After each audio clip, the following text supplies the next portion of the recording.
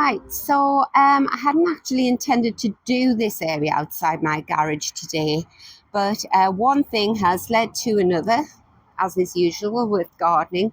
What I did intend to do when I first came out this morning was I was going to do a sort of triage session on all my plants in pots. I'd been watching a lady from, I think it's Suffolk County in Long Island, Suffolk Susie. Hi, Susie.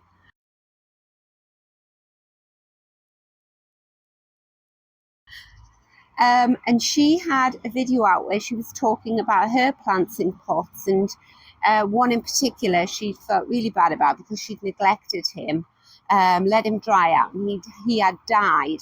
So I thought, I'm going to go out and I'm going to give my plants in pots some love and attention.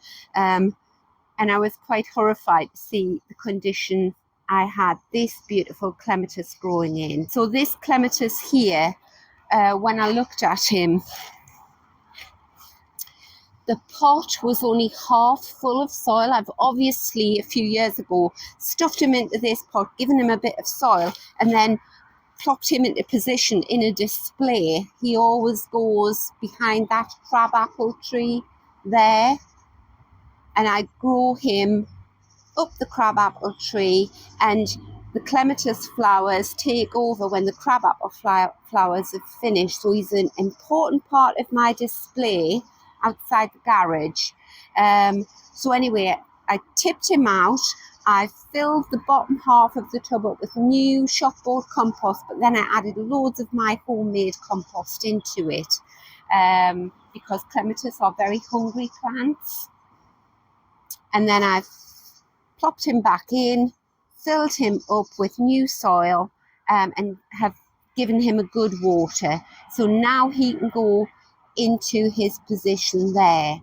And then I thought, well, actually, I'm enjoying myself so much, I am actually going to try and arrange some of these plants into position. So this is what I like to call my holding bay area at this time of year. There's not much out. I've got a lot of sort of evergreen plants and things like that, but there's not much in flower to give me a display.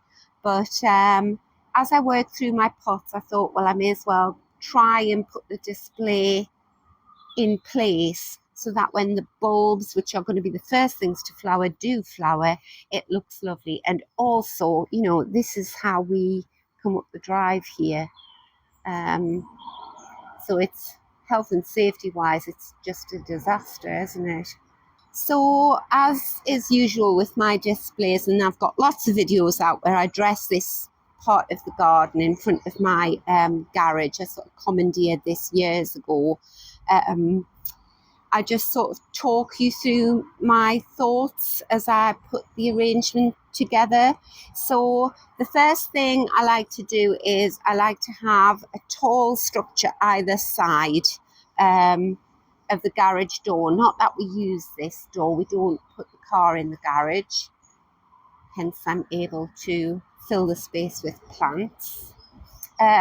So this crabapple tree is beautiful in that the shape of it sort of spills over to the right. I could have it spilling over to the left. I did have it spilling over to the left once, but as you see, that is a gate there. And as we come in there, people would catch their hair or their face or their hat or something on the crabapple tree. So actually, I like it facing that way. So I'm going to go and put the clematis in place. And as I put the tubs in place, I'll give them a quick once over, see that everything's okay.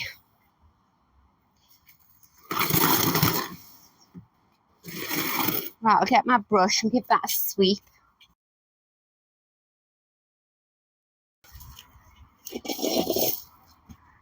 So I just gently pull this forward.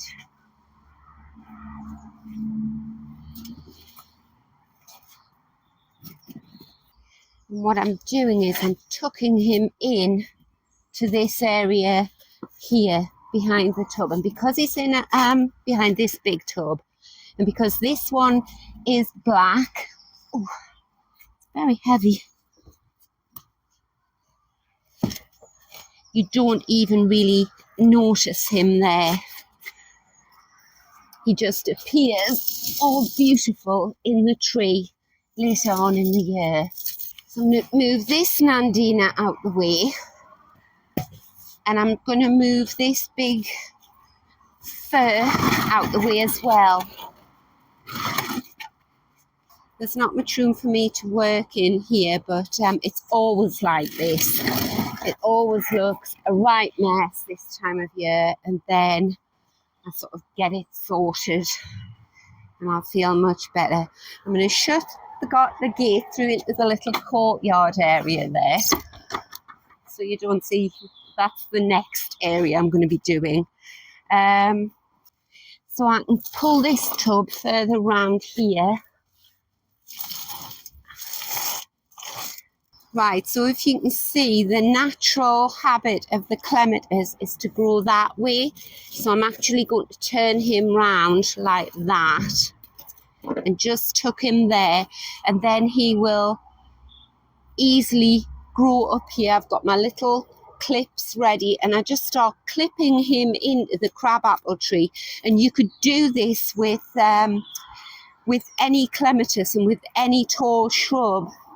And it's a brilliant way of just extending the flowering season. Right, so the next thing you can see for any new visitors to the garden, I have got a video out on this, but this black cart thing here was an old garden lounger. He was brown, and it's got wheels on the end.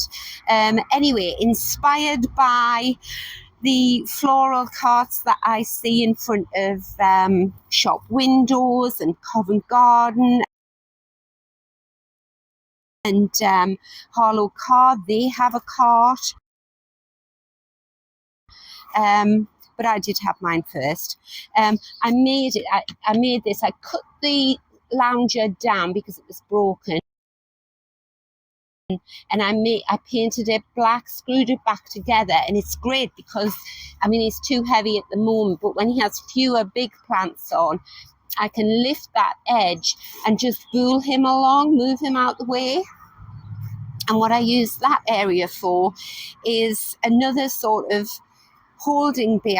Any plants that I buy throughout the year, I put on there. It raises them up so that I don't forget them. I see them as I come down the drive, whereas at one time I would buy my plants, unload them onto the drive at the back of the car, and they would get forgotten about and not watered, and then I'd find them later when they were dead.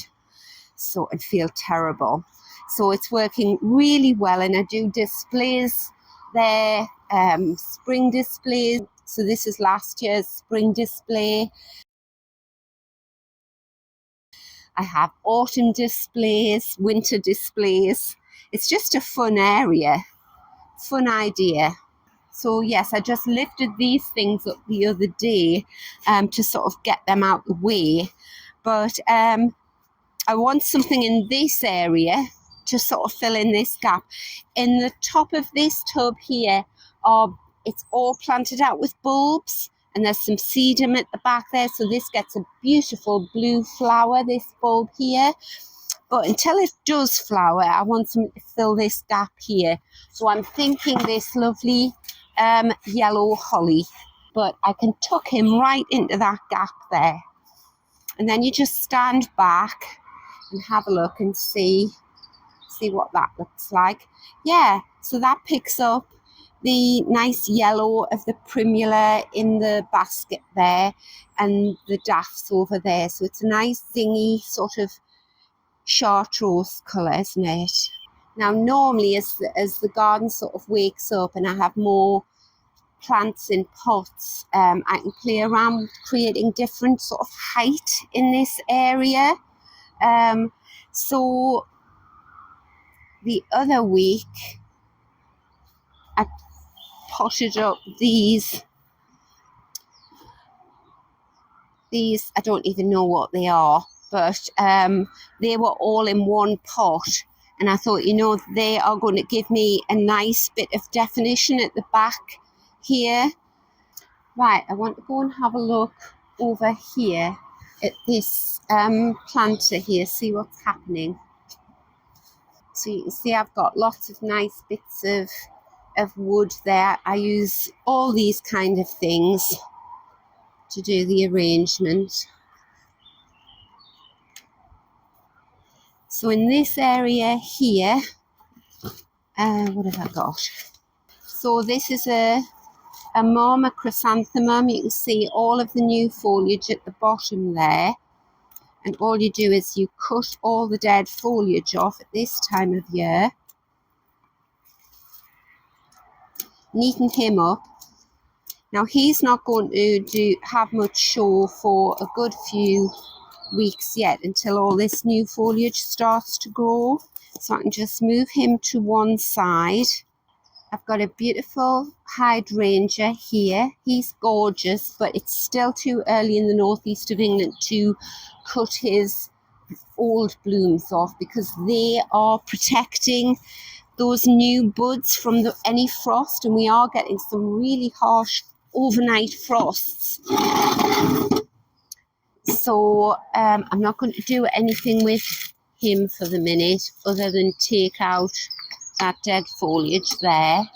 That is heather. I don't have loads of success with heathers. I just sort of treat them as annuals really. They flower, they look beautiful, and then I can throw them away. Now that is looking stunning, and he's about to flower, so I want him in a more prominent position. So it's all about showcasing what is looking good at the moment. And then as one plant goes over, I just replace it with another. That's the beauty with container gardening, isn't it? So yeah, actually I'll put him further at the back. What else have I got that's looking good?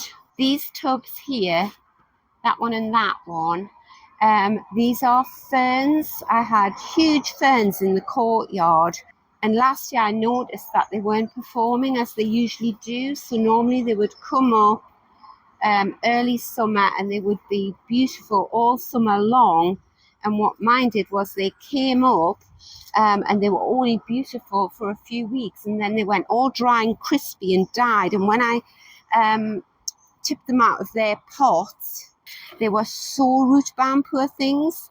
So I can't remember. I'll put the link in the description box below to the video, but it's splitting ferns, something easy like that. And I think I got about 12 ferns out of 3. I just split them all up and put them in new compost, and then these have been in my garage, and I've got loads. I've got all the rest of them in the courtyard area through there. But yeah, so they don't want to be pride of place yet, but they will be coming up shortly. So I'll take them off.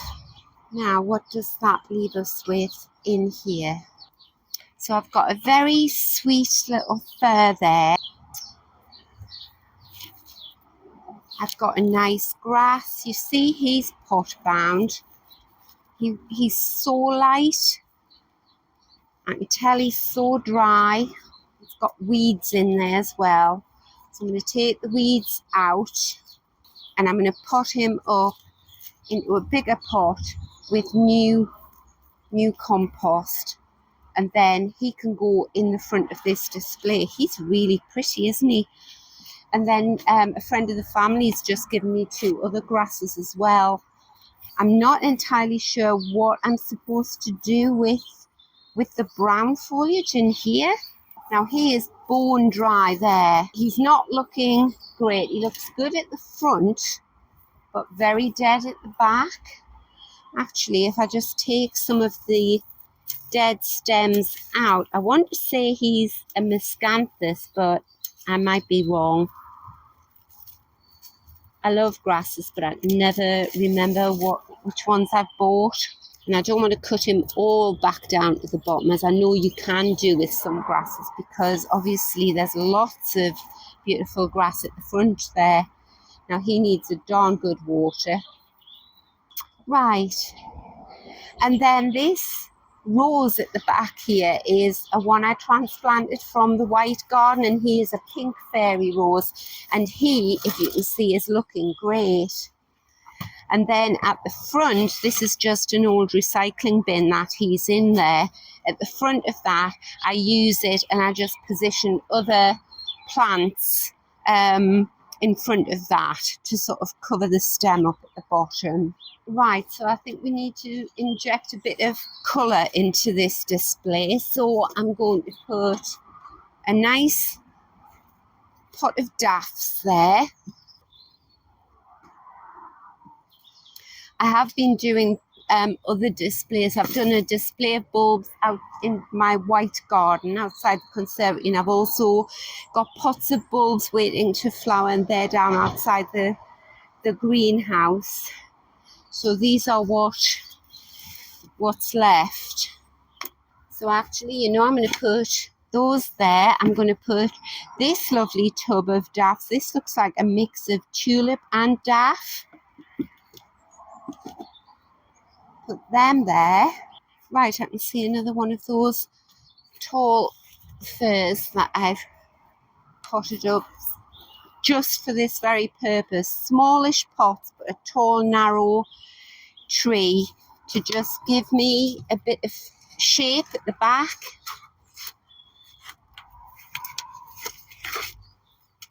Put that there. A bit of shape and a bit of height. You know, I'm going to put this lovely grass there, and that will remind me to repot him. Then here I've got a lovely big tub, and it's full of daffodils, and there's a great big foxglove there, self-seeded itself into the tub. So I'm going to pull him over there, because this is going to be a very sunny aspect for these plants. This tub here has got some lovely little tete-a-tete in, and then all these brown leaves here I'm going to cut off, because if you can see the green there, those leaves belong to a plant called Archimelia mollis, and it's beautiful. Early spring flowering plant, really hardy, looks after itself, and has a very frothy chartreuse flower.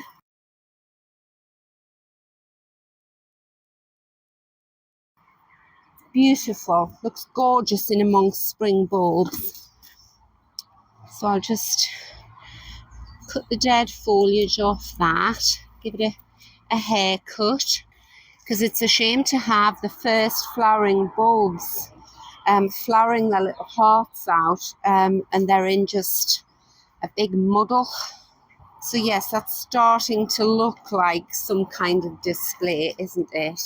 So I need something to go in that area over there, but I have something for that area over there where that other tall fir is. Actually, I do like him. I'm going to put him there. I think I'll put him at the back there, like that. Oh yes, he looks nice there. Gives me a bit of height. And then whilst I was over there, I found this plant here. And I bought 2 of these last year, and these are garden auricula, so they're quite hardy. They don't need as much care as the sort of show auriculas that you might get, as beautiful as they are. And I wasn't expecting these to be so beautiful. They flowered for ages. I think that's the flowers starting to open up there. So I definitely want to see him as I walk past. I want to see his flowers when they appear. So I'm going to put him at the front there, even though he's not looking much at the moment. Tuck him in there. You can't tuck the pots in at an angle. They have to be flat like that. If you have them at an angle, they won't catch the rainwater or your water when you give them a drink. That's it. That's it. He's flat now. Right, so with regard to that area over there, this is where I put yet another clematis in and trail it through an old branch that I've had for years. So I'll go and get the branch. So I'll pull this hydrangea out the way, pull these bits of wood out the way as well at the moment. I just love collecting old bits of wood.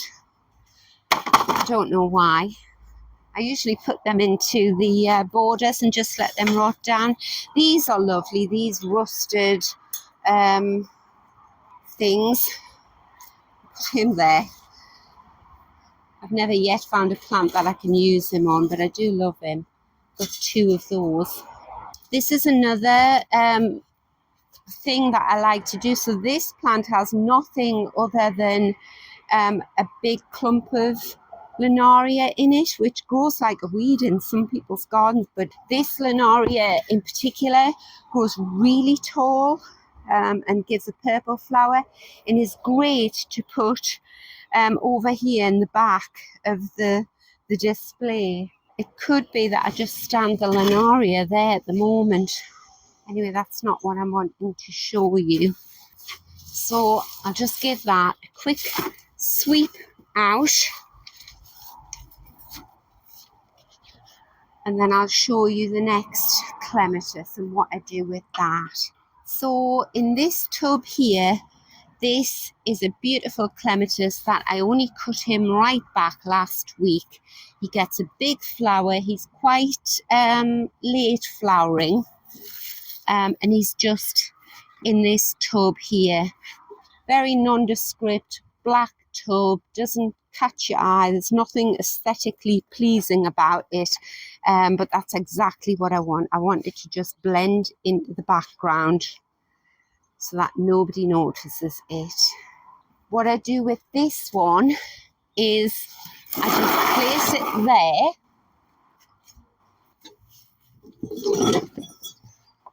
take this out the way, and then this lovely tree stump here, this gnarly bit of wood, is what I use to grow plants through, and at this time of year it's the clematis. He used to be a lot bigger than that, but I've had him for so many years that Monty, my daughter's dog, keeps snapping the ends off. And what happens is the clematis just grows through him and flowers, and he looks beautiful.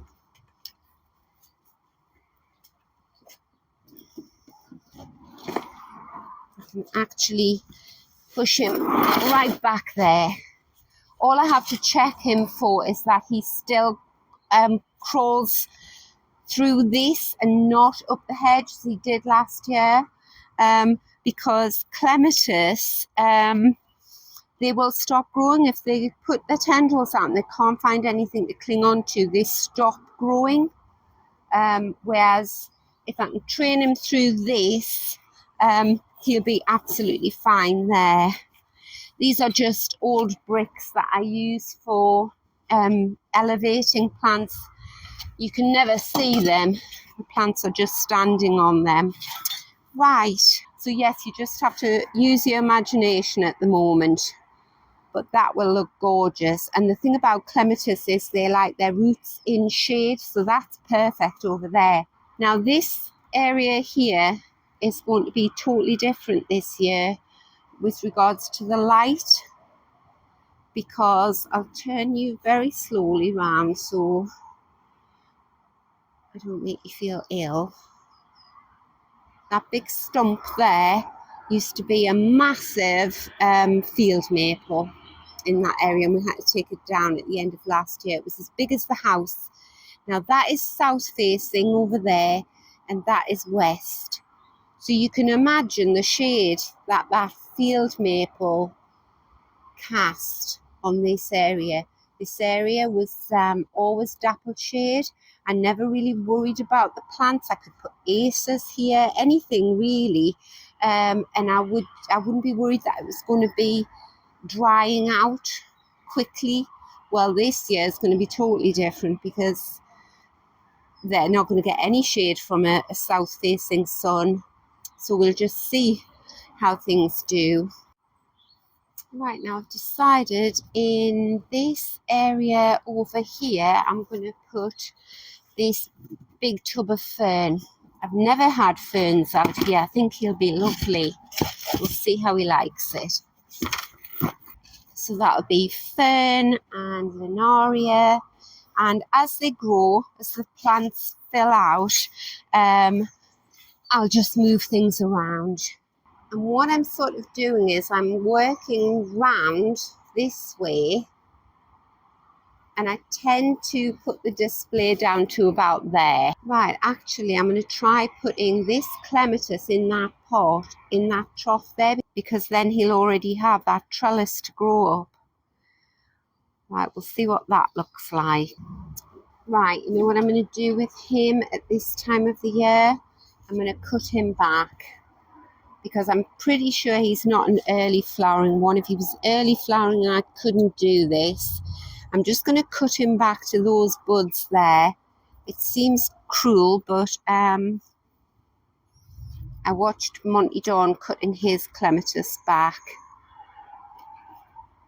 So this shoot here has 3 new bits coming out. I'm just going to take it down to the bottom bit there.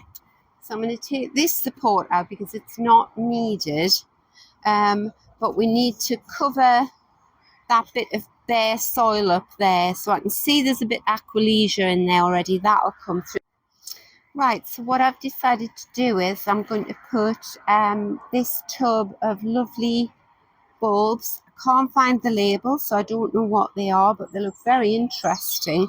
I'm going to put them there so they're not standing on the crown, and then down here in these gaps here I've got some bulbs that I planted last year. So these are anemone charmer.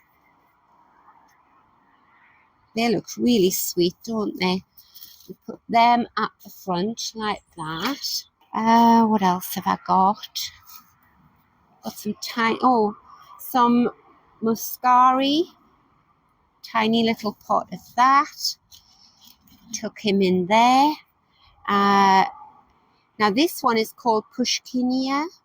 It's really pretty, isn't it? I'll put him there with the anemone behind him. Right, we'll turn our attention back to the problem area here, which I can't make up my mind what I'm going to do here. I need something sort of frothy and spilling at the front.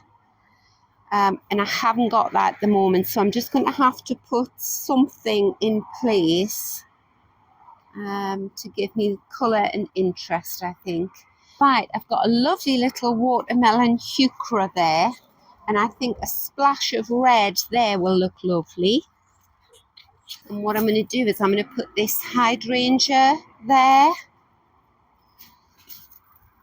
because he will be coming into flower very soon. I've got a nice tub of tulips there. It's much easier doing this display a little bit later when I've got more to play around with, but we work with what we've got. What I do in the summer with this display is I fill it full of geraniums or pelargoniums, and they spill out. It's beautiful.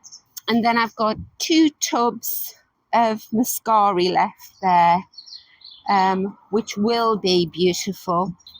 I'll just pop them down here for the time being. I know that grass does deserve to be in the display because he is lovely. So I'm just going to stand him there, I think, for the minute. So it's starting to rain quite heavily now, but just before I go, I've had a thought. So I love Ammi majus, which is an annual plant. I grow it from seed every year. It grows really tall, really quickly. And I'm thinking I could put some Ammi majus over there and grow it into the tree, and over in that corner over there. I've got a little table there. I could stand some on there. I did try Ammi majus in pots in this area last year, and it didn't fare that well. It didn't grow as tall. But then this was quite deep shade last year. So I'll find some old footage from last year, and I'll show you just how tall and sturdy Ammi majus grows when you put it in full sunshine. So in my opinion, the star of the show is definitely the Ammi majus that I've dotted around, which is this beautiful annual that I grew from seed. I grow it every year. But these plants here, so I think there's 3 of them.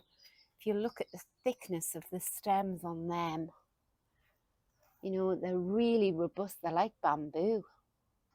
Right, so these are my Ammi majus here. I've got 2 tubs of earth. They're nice deep pots, but they're not too wide, so I'll be able to just squash them down the back of this big pot here with the crabapple tree. And so they are my Ammi majus. I planted the seed last autumn. I've overwintered them in the greenhouse, and then these have been in the cold frame for a couple of weeks. So sometimes they grow about 6-7 foot tall in my garden, but they don't have a deep root ball. They come out really easily at the end of the year when they're finished. So I think actually I'll be able to get 2 in a pot. And their habit is to flop because they get so tall. They have to have a support, but I like to use all natural support. So I grow them through my hydrangeas, my rhododendrons, and anything that I can sort of pin them to. Right, so there's one. Put the other one in. Doesn't matter what the pots look like, because you're not going to see the pots. You're just going to see the beautiful flower. Oh, look at the lovely roots on that. There we go.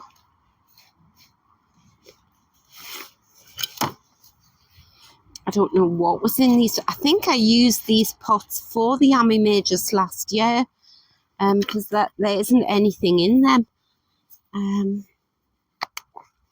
There we go. Oh, it's starting to rain really heavily. Right, so what I'm going to do is I'm just going to pull this forward a bit, this crabapple tree, and I'm going to put this pot, tuck it in behind here. So I've just tucked it down the back there. They will grow up, and I'll train them along with the clematis into that crabapple tree. And the other place that I'm going to put the pot is down there. Can you see I've just tucked a little table in there, which you can't see as soon as you stand back. I thought I could just work through this, but it is getting quite heavy. There you go, I've just snapped another bit of twig off that lovely branch. And then when that grows, I'll pin that to the trellis as well. And you know, I may just plant another couple of tubs and tuck them down the back there at the base of the garage door and put some kind of support into them. See, I've got a space along the back there. Put some kind of support, maybe a bamboo support or something, and then I would have lots of white frothiness, wouldn't I? I think that would look lovely. Right, so hopefully I'll be able to come back out tomorrow and finish this area off, but I'm very pleased with what I've got done so far.